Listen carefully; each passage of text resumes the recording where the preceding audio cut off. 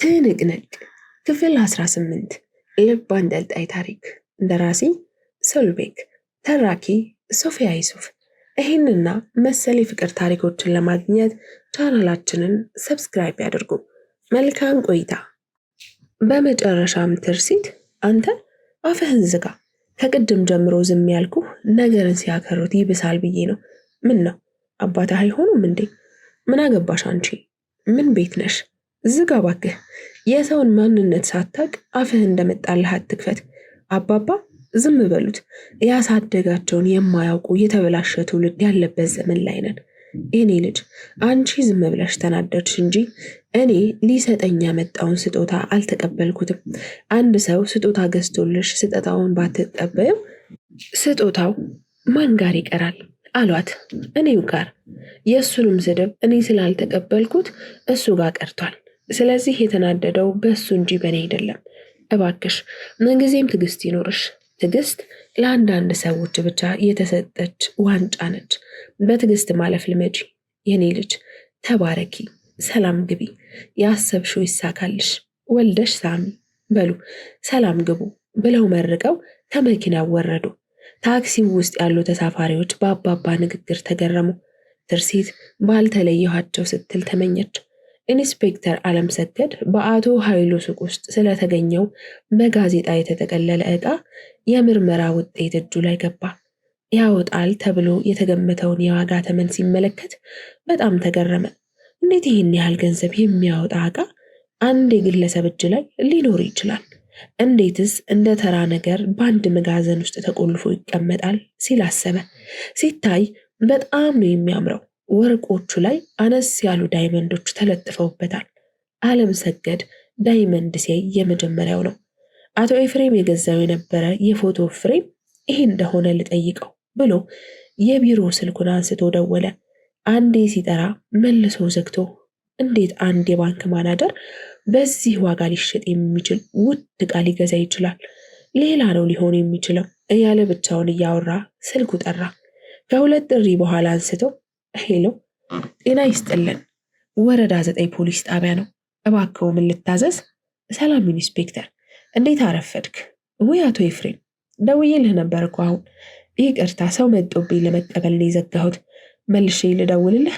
እሺ ኢንስፔክተር፣ ይቅርታ። ምንም አይደል ብሎ ስልኩን ዘጋው። ደነገጠ። ምን ልበለው ሲል አሰበ። ከተወሰኑ ደቂቃዎች በኋላ ደውሎ እንዴት ነህ አቶ ኤፍሬም? ይመስገን በጣም ሰላም ነኝ። ምን ነው በሰላም ነው የፈለግከኝ? አዎ የጠበቃውን ጉዳይ ዝም አልክ እኮ ዛሬ ነገ እያልኩኝ። አየኔ ነገር ጠበቃ አግኝቻለሁ ኢንስፔክተር። እሳት የላሰ ጎበዝ ጠበቃ ነው። ስለ ጉዳዩ በዝርዝር አውርተንበታል። እሱ የሚመቸው ቀን አረጋግጬ አሳውቅሃለሁ። በጣም ጥሩ፣ በቃ ደውልልኝ። መልካም ቀን አቶ ኤፍሬም። አሜን ለሁላችን። አመሰግናለሁ ኢንስፔክተር። ምንም አይደል፣ ቻው በል ብሎ ስልኩን ዘግቶ በረጅሙ ተነፈሰ። አጠገቡ ተገልጦ የተቀመጠው ደብተር ላይ ጫር ጫር አድርጎ ተነስቶ ወጣ። ሚኪ ከብሌን ጋር የተቀጣጠሩበት ሬስቶራንት በሰዓቱ ደርሶ የሚበላ ምሳ ከብሌን ጋባዥነት ጋር ከተመገቡ በኋላ ወደ ህትመት ቤት አመሩ። ለትምህርት ቤቱ የሚሆኑ ባነሮችንም አዘዙ። በተጨማሪ ከ600 በላይ ሰው የሚጠራበትን የምርቃት ካርድ እንዲሰራላቸው ነገሩት። ግን ባነሩንና ካርዱን ለመስራት የትምህርት ቤቱ ስም ያስፈልጋል አላቸው። ብሌን ጭራሽ አስበው የማታውቀውን ጥያቄ ስለጠየቃት ደነገጠች። ለካ ስም የሚባል ነገር አለ ብላ ወደ ሚኪ ተመለከተች። ሚኪ ያሰባችሁት ስም ካለ በእሷ ሀሳብ ጣልቃ እንዳልገባ ብሎ ፈርቶ በዝምታ ተመለከታት። ሚኪ ፈዛሃል፣ የሆነ ነገር በል እንጂ። ምን ልበል ውሻዬ? ምን ልበል ውሻዬ ይሁና ሲላት ህትመት ቤት ውስጥ የነበሩ ሰራተኞች ሁሉም ሳቁ። ብሌን በስጨት ብላ በዚህ ሰዓት ምን መቀለድ እንዳለብህ አታውቅም።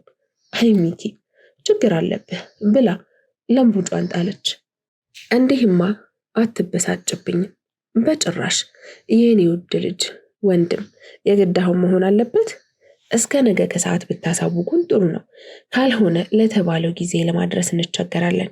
ጥሩ በቃ ይችን ቢዝነስ ካርድ እንወሰዳትና ደውለን እናሳውቃለን ብሎ ከጠረጴዛው ላይ አንድ መዞ አነሳ።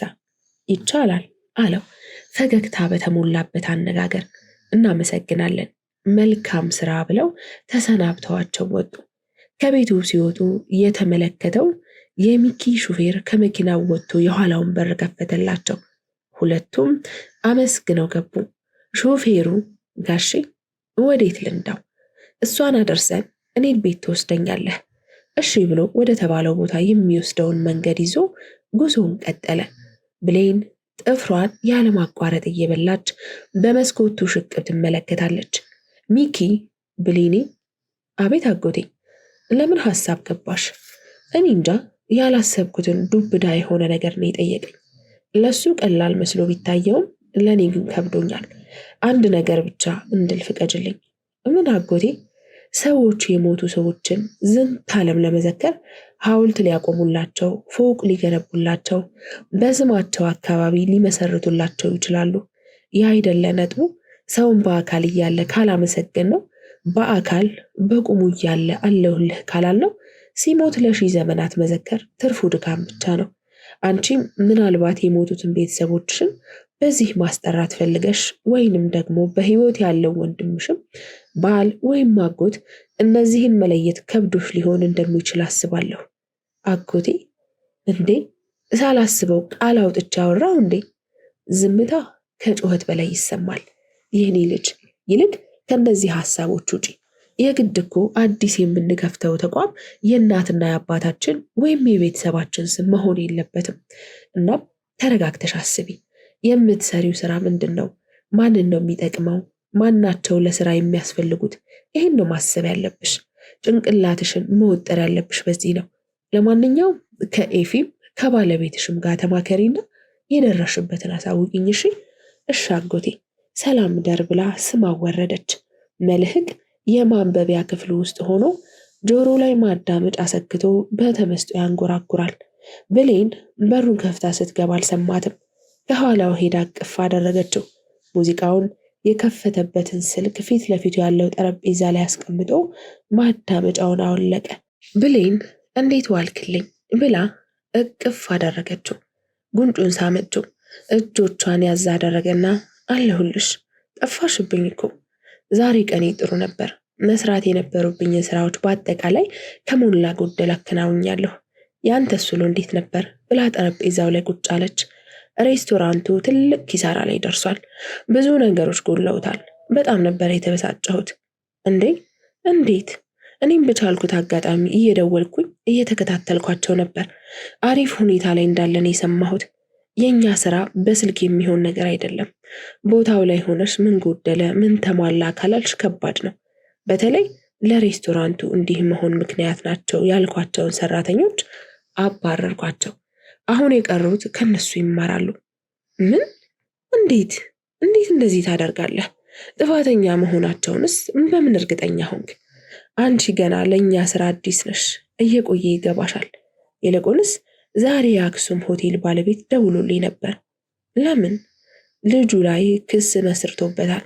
እናም ነገ ውሳኔ ለማስተላለፍ ምስክር ይፈልጋል። እኔም እዛው የክስ መዝገብ ማስከፈት እንደምችል ነገረኝ። በጣም ደስ የሚል ዜና ነው። ምን? እኛ መክሰስ ብንፈልግ ድሮውኑ አንከስም ነበር እንዴ? በዛ ላይ የሕክምና ወጪ ሙሉ ለሙሉ ሸፍኖልኛል። ታዲያ እኮ ይሄ ሰው ቢሳካለት ህይወትህን አጥፍቶት ነበር። እንዴት ነው የምታስበው? ገንዘብ ሌላ ነገር ነው። ህግ የሚበይንበት ብይን ሌላ ነገር ነው። ህግ አንድ ቤት ቆልፎ በማስቀመጥ በየመጠጥ ቤቱና ቡና ቤቱ ያሉትን ስርዓት አልባ ሰዎች ሊያስተካክላቸው አይችልም። የሰው ልጅ በፍቅር ነው ልትገዢ የሚገባው። አስተሳሰባችን ነው ሊቀየር የሚገባው ባይ ነኝ። የእሱ አንድ ክፍል ተቆልፎበት መቀመጡ ምን እንደሚፈይድልኝ ንገሪኝ እስኪ ብሎ አፈጠጠባት። አሃ ቀኑን ሙሉ ስትጠበብ ነው የዋልከው። ደክሞኛል፣ አሁን ማረፍ እፈልጋለሁ። መጣሁ ልብሴን ቀይሬ ብላ ተነስታ ስትወጣ፣ ለማንኛውም አብረን ነው የምንሄደው ነገ በጠዋቱ ተዘጋጅ አላት። መልስ ሳትሰጠው ወጣ ሄደች። እነ ትርሲት የኤቲኤም ማሽን ያለበት ስፍራ ደርሰው ለመሞከር ገሊላ ከቦርሳዋ ውስጥ ካርዱን አወጣች። እጇ ተንቀጠቀጠ። ትርሲት በያ ሞክሪው አለቻት። ገሊላ ፈራች። ሌባ ነሽ ብሎ የሆነ የህግ አካል መጥቶ የሚይዛት መሰላት። ግራ ቀኟን ተመለከተች። አካባቢው ላይ ከስራ ወደ ቤት ለመግባት የሚተራመሱ ሰዎች ይስተዋላሉ። እጇን ወደ ኤቲኤሙ ዘርግታ ካርዱን አስገባችው። ወዲያው የሚስጥር ቁጥር ጠየቃት። ወረቀቱ እጇ ላይ እንዳለ በእሷ መንቀጥቀጥ ምክንያት ይርገበገባል። ትርሲት ነገሩን ለሚመለከት ሰው ሌላ ነገር እንዳይመስል ብላ ቀምታ ራሷ ሞላችው። ከፈተላት። ልብ ምቷ ጨመረ። ዞራ ተመለከተቻት። የገሊላ አይኖች ተጎልጉለው የወጡ በሚመስል መልኩ ማሽኑ ላይ ተተክለው ቀርተዋል። ትርሲት ፈጠን ብላ ቀሪ ሂሳብ የሚለውን ተጫነች። ወዲያው አካውንቱ ውስጥ ያለው የገንዘብ መጠን ተደረደረ። ትርሲት ወዲያው ካንስል አድርጋ ነይ ብላቿን እየጎተተች ወሰደቻት። ገሊላ ግራ ገባት። ዞር ብላ ግራ ቀኙን ስትመለከት አንዳንድ ሰዎች በሁኔታቸው ግራ ተጋብተው ሲመለከቷቸው አስተዋለች። ትርሲት ምን እየሆንሽ ነው? ቆይ እሺ እጄን ልቀቂኝ፣ ቀስ ብዬ መምጣት እችላለሁ። ትርሲት አትሰማ። ዝም ብላ እየጎተተች ተወስዳት ጀመር። ገሊላ አልቻለችም። እጇን መነጨቀቻትና ቀጥ ብላ ቆመች። ትርሲትም ቆማለች። ምንድን ነው? ለምንድን ነው እንዲህ የምትሆኙ? ተመልከችኝ ስንት እንቅፋት እንደምታይ ስትላት እግሮቿን ተመለከተቻቸው። ምንም አልሆኑ። ነይ ገሊ፣ እቤት ስንደርስ እነግርሻለሁ። ምንድን ነው? ባዶን? ነይ ያልኩሽ እኮ ቤት ስንደርስ እነግርሻለሁ ብላ በድጋሚ ልትይዛት ስትል ስልኳ ጮኸ። ስትመለከተው ቁጥሩን አታውቀውም። አንስታ ሄሎ አለች። ትርሲቴ አላት አንድ የምታውቀው ድምፅ። ዝም አለች። አውቃለሁ ልታናግርኝ እንደማትፈልጊ፣ ግን አሁን ትልቅ ችግር ውስጥ ነው ያለሁት። እገዛሽ ያስፈልገኛል። ለችግርህ ጊዜ ብቻ የምትፈልገኝ ሰው እንደሆንኩኝ አውቃለሁ፣ ግን ቢሆንም የችግርህ መተንፈሻ እኔ ነኝ። ስለዚህ ምንም ቢገጥምህ አልገረምም። አትድከም። የድሮዋን ትርሲትን አሁን ላይ እንዳትጠብቃት፣ በጣም ተቀይራለች። እባክሽ የኔ ውድ እንደዚህ አትሁኝብኝ እባክሽ። ስልኩን ከጆሮዋ ላይ አንስታ በረጅሙ ተነፈሰች። ምንድን ነው የሆንሽው? አለቻት ገሊላ ሁኔታዋ ግራ አጋብቷት። ቆይ ብላ በድጋሚ እሺ ምንድን ነው አለችው። ታስሬያለሁ ትርሲት፣ እስር ቤት ነኝ። እንዴት ያለ ጥሩ ዜና ነው እባክህ። ትክክለኛውን ሰው በትክክለኛው ሰዓት ነው የያዙት። እና ምን ላድርግህ ውዴ? እንደዚህ ብለሽ ይባስ አታበሳጭኝ። ስንት ዓመት በአንተ አስነዋሪ ተግባር ጨጓራዬ ተልጧል። ይልቅ ምንም ነገር ልረዳህ አልችልም። ቢያንስ እንኳ ቅያሬ ልብስ አቀብኝ እባክሽ ትርሲት። መልስም አልመለሰችለትም። ቦሌ የሚገኘው ወረዳ 4 ፖሊስ ጣቢያ ነኝ። ከቻልሽ ነገ አምጪልኝ እባክሽ ብሎ ሳይጨርስ ደህና ሁን ብላ ስልኩን ዘጋቸው። ትመጭ እንደሆነ ብላ ጥላት ሄደች። ገሊላማ ቆይ ጠብቂኝ ብላ ተከተለቻት። መልህቅና ብሌን በጠዋት ተነስተው ልደታ ደረሱ። በብዙ ፍተሻ አልፈው ወደ አንድ ክፍል እንዲገቡ ተደረገ። ክፍሉ በጣም ሰፊ ነው። ፊት ለፊት 3 ተለቅ ያሉ የንጉሥ መቀመጫ የመሳሰሉ ወንበሮች ተደርድረዋል። አዳራሹ በሰዎች ተሞልቷል። የፊት ለፊት ወንበሮች ላይ እጆቻቸው በካቴና የታሰሩ እስረኞች ተቀምጠዋል። ክፍት ወንበር ወደ ኋላ አካባቢ ፈልገው ተቀመጡ። ብሌን ዞር ዞር እያለች ሰዎቹን ስትመለከት ከመልህቅ ጋር የተጣላውን ልጅ አየችው። በሹክሹክታ መልህቅ ብላ ጠራችው። ወደ ጆሮዋ ተጠግቶ ወይዬ ሲላት በአይኗ ወደ ልጇ አመለከተችውና ዞር ሲል ተመለከተው። አይኑ ብሌን ላይ ፈጦ ሲመለከታት አስተዋለ። በጣም ተናደደ። ከንፈሩን ነከሰ። አሁንም እሷን ብቻ ነው የሚያየው። ንዴቱን መቆጣጠር አቅቶት ሊማታ ሲነሳ ብሌን እጁን ይዛ አስቀመጠችው። ወዲያው አንድ ጠቆር ያለ ሰውነቱ በስፖርት የተስተካከለ አቋም ያለው ፖሊስ በእጁ ምልክት ሲሰጥ ተነሱ፣ ቀጥሎም ቁጭ እንዲሉ ሲያመለክታቸው ተቀመጡ። ዳኞቹ መጥተው በተሰየመላቸው ቦታ ላይ ተቀመጡ። ጸጥታው ያስፈራል። ሁሉም እንደ ወታደር ቀጥ ብሎ ተቀመጠ። የመሃል ዳኛው መዝገቡን ከፍቶ ለዕለቱ የተቀጠሩትን ከሳሽና ተከሳሽ መጥራት ጀመሩ። የመጀመሪያውን የክስ መዝገብ ከፍተው መኖራቸውን ካረጋገጡ በኋላ ክሱን አጠር አድርገው አነበቡ። መልህቅ እንቅልፉ መጣ ሳያስበው። ኦፍ ብሎ እግሩን አነባብሮ ተቀመጠ። ብሌን ደንግጣ ፊት ለፊት ወደ ቆመው ፖሊስ ስትመለከት አይኑ መልህቅ ላይ ነው። ቶሎ ብላ እግሩን መታ አደረገችው። ዞር ብሎ ሲያያት አውርድ አለችው። አልገባውም። ምኑን አላት። እግርህና። እግሩን አውርዶ ወደ ፖሊሱ ሲመለከት ዝም በል አለው። መልህቅ ሳያስበው እስር ቤት ውስጥ የገባ መሰለው። አይኑን ሰበር አድርጎ ቁጭ አለ። ብሌን ሳቋ መጣባት። አፏን በእጆቹ አፍና በዝምታ ቁጭ አለች። 3 የተለያዩ ክሶች ውሳኔ ከተላለፈባቸው በኋላ የአክሱም ሆቴል ባለቤት ስም ተጠራ። መልህቅና ብሌን ትኩረታቸውን ሰብስበው ማዳመጥ ቀጠሉ። ምስክር ተብላችሁ የመጣችሁ ውጭ ጠብቁ ሲባል አንድ ወንድና አንድ ሴት ተከታትለው ሲወጡ ብሌንም ተነሳች። መልህቅ እሷን ተከትሎ ወጣ። የመሃል ዳኛው ንባቡን ቀጠለ። በቀን 06/03/2012 ከቀኑ 7:25 አክሱም ሆቴል ውስጥ ተከሳሽ አቶ ከድር ዩሱፍ በፈጠሩት ሁከት ምክንያት በተፈጠረው አለመግባባት ምክንያት በቤቱ ውስጥ ይስተናገዱ የነበሩ ግለሰብን ለጥል በመጋበዝ ጠረጴዛው ላይ የነበሩትን የውስኪ ጠርሙሶች፣ ሰሃኖችና የተለያዩ መገልገያ ዕቃዎች በመወርወር ጥቃት ፈጽመዋል። በተጨማሪም በአንድ ግለሰብ ላይ ከባድ የሚባል የአካል ጉዳት ማድረሳቸው በዝርዝር ቀርቧል። ለዛሬ በተቀጠረው ቀጠሮ መሰረት ከሳሽ 3 ምስክሮቹን እንዲያቀርቡ ታዘዋል። ከሳሽ ምስክሮቹ ቀርበዋል አለ። አዎ ክቡር ዳኛ አስገባ አለ ወደ ቆመው ፖሊስ እየተመለከተ። ፖሊሱ በታዘዘው መሰረት አንድ በአንድ ወደ ውስጥ አስገባቸው። እንደየእምነታቸው ቃል ገብተው ለቀረበላቸው ጥያቄ ምላሽ ሰጡ። መልህቅ በመጨረሻ ተጠርቶ ገባ። ቃል እንዲገባ ተደርጎ በተዘጋጀው ወንበር ላይ ተቀመጠ። ስሞትን ማን እንበል? አቶ መልህቅ በየነ አለ። አድራሻ ከከሳሽና ተከሳሽ ጋር ያላቸውን ቀረቤታ አንድ በአንድ ተጠይቆ ከመለሰ በኋላ ጉዳቱ የደረሰበት የተባለው ግለሰብ እርስዎ ኖት? አዎ ክቡር ዳኛ፣ እንደሚመለከቱት አንድ አይኔን በተወረወረብኝ ጠርሙስ አጥቻለሁ።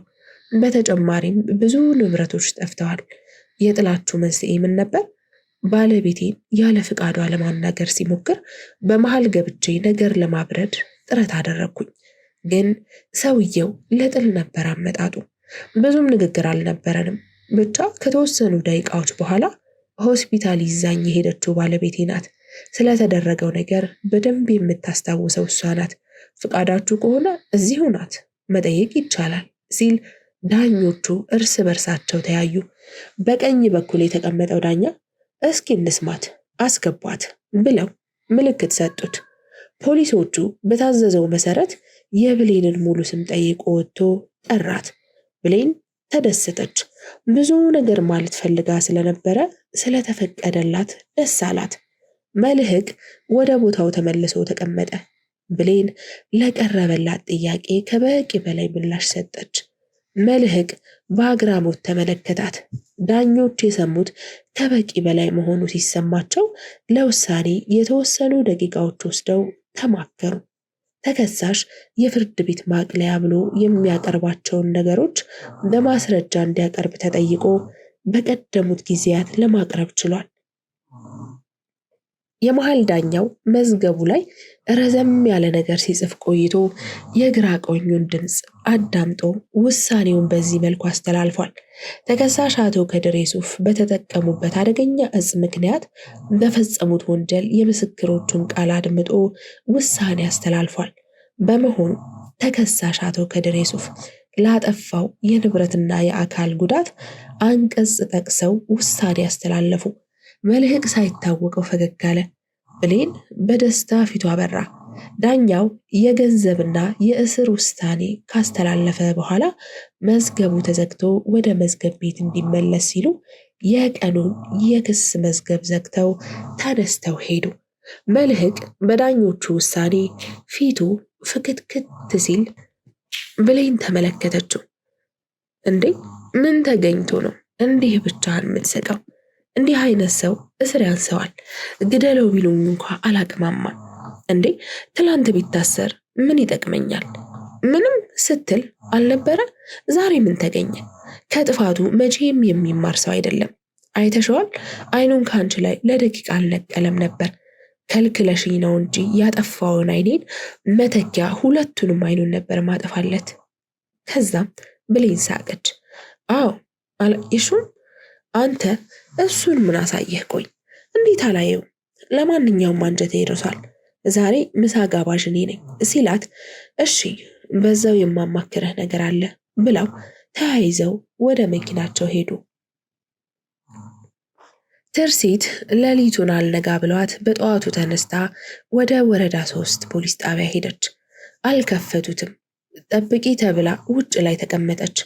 ብርዱ ከባድ ነበር። መቆም አቃታት። እጆቿ ተንቀጠቀጡ። ወደ ጠባቂው ፖሊስ ቀረብ ብላ እዚህ የታሰረውን ታደሰ የሚባል ልጅ ታውቀዋለህ? መቼ ነው የገባው? ከ3 ቀን በፊት መሰለኝ። ከግብረ አበሮቹ ጋር ተሰብስበው ነው የገቡት አለችው ደንግጣ። ከ3 ቀን በፊት እነሱ ናቸው የገቡት። እሺ ብላ ወደ ጥግ ሄዳ ቆመች። ገሊላ ከእንቅልፏ ስትነሳ ትርሲት አጠገቧ የለችም። ስልኳን ከመሳቢያው ላይ አንስታ ስታበራው 3 ሚስኮል አገኘች። ከፍታ ስትመለከተው የማታውቀው የቢሮ ስልክ ነው። ብድግ ብላ ከአልጋዋ ተነስታ ደወለች። እንዴት ነሽ ገሊላ አለቻት። ወዲያው ድምጿን ስትሰማ አቦጊዳ፣ አዎ እኔ ነኝ። ኢትዮጵያ ነው ያለሁት። እኔ አላምንም። ከ6 ሰዓት በፊት ነው የገባሁት። አሁን የት ነው ያለሽው? የአባቴ ድርጅት ውስጥ ነኝ። በቢሮ ቁጥር ነው የምደውለው። ዛሬ ላገኘሽ እችላለሁ? በሚገባ። ስንት ሰዓት አካባቢ? ምሳ ሰዓት አካባቢ። የማወራሽ ነገር አለ። እሺ ምሳ ሰዓት ማለት በዚህ 6 ተኩል ነው። የት እንገናኝ ታዲያ? አሁን ያለሁት ካሳንቺስ አካባቢ ነው። አንቺ ደስ ያለሽ ቦታ ሊሆን ይችላል። ጥሩ በቃ እንገናኛለን። ይቻላል። እሺ እመጣለሁ። ኧረ እኔም አላረፍድም ብላ ስልኩን ዘጋችው። ውስጧ ደስታ ሲሰማት ታወቃት። ወደ ትርሲት ለመደወል ስልኳን ስትሞክር እዛው አልጋዋ ላይ ሲጠራ ሰማችው። መጸዳጃ ቤት ወጣ ነው የሚሆነው ብላ ተነስታ ልብስ መምረጥ ጀመረች። እሷ ካሏት ልብሶች አንጻር የትርሲት ልብሶች ደበሯት። አኩርፋ አልጋው ላይ ለተወሰነ ደቂቃ ቁጭ አለች። ትርሲት አልመጣችም። እንዴ ምን ሆናለች ብላ ወጣ ሄደች። መጸዳጃ ቤት ማንም የለም። የት ሄዳ ይሆን ብላ ተወት አደረገቻትና ቁርስ ለመስራት ድስቶቹን ስትከፋፍት ትኩስ የተሰራ ድንች በስጋ አገኘች። በጠዋቱ ድንች በስጋ ብላ አሰብ አደረገች። ወዲያው አሃ አቶ ታደሰ ብላ ሳቃለች። እዛ ሄዳ ነው የሚሆነው ይህች የማትረባለች ብላ ድስቱን ከድና ወደ አልጋዋ ተመለሰች። አነጣጥፋ እንደጨረሰች የተወሰነ ጎረስ አድርጋ 22 ታክሲ ተሳፍራ ወደ ቤቷ ቀናች። ሰዓቷን ስትመለከት 5 ሰዓት ከ5 ይላል። የቀጠረቻት እዛው አካባቢ ስለነበር ብዙም አልቸኮለችም። ትርሲት ገብታ ስታናግር የተወሰነ ሰዓት ጠብቂ ተብላ መጠባበቅ ጀመረች። ፀሐይዋ በተራዋ ወጥታ ማቃጠል ጀምራለች። ከታሰረበት ቦታ ራቅ ብላ ጥላው ቆመች። ከብዙ መጠባበቅ በኋላ ታደሰን ከርቀት ሲመጣ ተመለከተችው። ፈጠን ብላ ሄደች። ለእስረኞች መጠየቂያ ተብሎ ወደ ተዘጋጀው ክፍል ገቡ። ትይዩ ወንበር ላይ ተቀመጠች። አንድ ጠረጴዛ ላይ አቀኑ። ታደሰ አንገቱን ደፍቶ ቁጭ አለ። ትርሲትም የያዘችውን ምሳቃ ጠረጴዛ ላይ አስቀምጣ እስኪያወራት ድረስ ዝም አለችው። ታደሰ ከአሁን አሁን የሆነ ነገር አለች ብሎ ሲጠብቃት መልስ አጣ። ደቂቃው አለቀ ተብሎ ያሰበውን ሳይናገር እንዳትሄድ ፈራ። እንደምንም ቀና ብሎ ተመለከታት። ደህና ነሽ አላት እየፈራ። ዝም አለችው። አታወሪኝም አላት አሁንም ዝም እንዳለች ነው። የማታወሪኝ ከሆነ ለምን መጣሽ? ትርሲት እጇን አጣምራ ቀርቅራ ዝም አለችው። እሺ ካላወራሽኝ መሄድ ይሻላል ብሎ ብድግ ሲል ቁጭ በል አለችው። መለስ ብሎ ተመለከታት። ቁጭ በል ብላ ደገመችለት። እሺ ብሎ ቁጭ አለ። ሁላችሁንም ነው የያዟችሁ? ሰላምታ አይቀድምም? እየጠየኩህን ብቻ መልስልኝ። አዎ እዚሁ ናቸው። እንዴት ሊደርሱባችሁ ቻሉ? ታዩ እሱ አይወራም። ብቻ ከባድ ችግር ውስጥ ነኝ። አካባቢው በቁጥጥራቸው ውስጥ ነው። ብዙ ነገሮች አሉ። ትርሲት በጣም ዘግናኝ የሆኑ ነገሮች። ግን እኔ ብታምኘኝም ባታምኘኝም እኔ የመኪኖችን መለዋወጫ እያወጣሁ ከመሸጥ ውጪ ሌሎች ተደረጉ ስለሚባሉ ነገሮች እጄ የለበትም። ከየትኛውም ሴት ጋር ተኝቼ አላቅም። ግን ስለሚደረገው ነገር አንድ በአንድ አውቃለሁ። በሚስጥር መያዝ የሁላችንም ግዴታ ስለሆነ ከዚህ ግሩፕ ውስጥ ልወጣ አልችልም። ምክንያቱም በአንድ ቀን ስግብግብነቴ የተነሳ የተረከብኩት መቼም የማልከፍለው ዕዳ አለ። የእነሱ ባለዕዳ ነኝ። ስለዚህ ሁላችንም ለምናገኘው ጥቅም የምንከፍለው ክፍያ ስራችንን በሚስጥር መያዝ ብቻና ብቻ ነው። ክፍል 19 ይቀጥላል።